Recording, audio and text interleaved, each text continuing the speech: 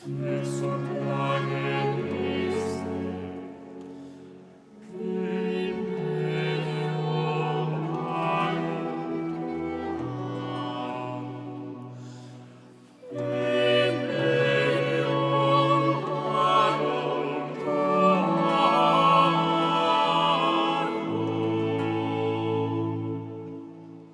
parlar-vos de les coses bones i boniques que fem les mans.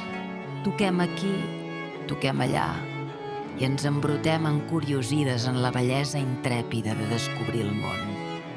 Perquè nosaltres sabem fer coses bones i boniques.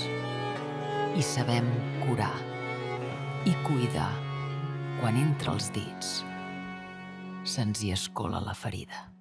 Come